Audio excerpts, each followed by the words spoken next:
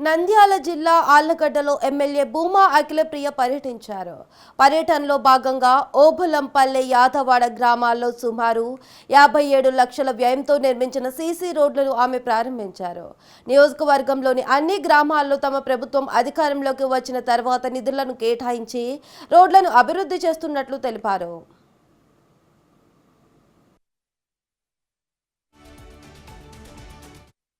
కార్యకర్తలు కావచ్చు, కాంట్రాక్టర్లు కావచ్చు, ముందుకొచ్చి ఈరోజు 100కి 100% ఈ ప్రభుత్వంలో రోడ్లు వేసిన వెంటనే, పనులు చేసిన వెంటనే బిల్లులు ఈరోజు కాకపోయినా రేపన్నా వస్తాయి ఒక నమ్మకంతో ఈరోజు వాళ్ళు కూడా పనులు మొదలు పెట్టడం జరిగింది.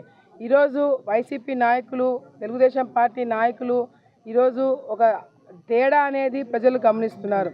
వైసీపీ ప్రభుత్వము జగన్మోహన్ రెడ్డి అధికారంలో ఉన్నప్పుడు ఏ విధంగా పరిపాలన చేసినారు, ఈ తెలుగుదేశం పార్టీ అధికారంలోకి వచ్చినప్పుడు ఏ విధంగా పరిపాలన చేస్తున్నారు అనేది కూడా ప్రజలు గమనిస్తున్నారు.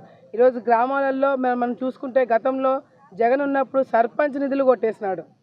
ఆఖరికి గ్రామాలలో ఒక లైట్ బల్బ్ వేసుకోవాలన్నా అవకాశం లేకుండా, రోడ్లు వేసుకోవడానికి అవకాశం లేకుండా, కానీ వైసీపీ నాయకులు బ్రహ్మాండంగా చేసింది ఏంటంటే తప్పుడు కేసులు పెట్టడాలు, తప్పుడు ప్రచారాలు చేయడాలు, ప్రజల్ని మోసం చేయడాలు, తెలుగుదేశం పార్టీ వాళ్ళని జైల్లో పెట్టడాలు తప్ప వైసీపీ నాయకులు గత 5 సంవత్సరాలు చేసింది ఏమీ లేదు. కార్యకర్తలు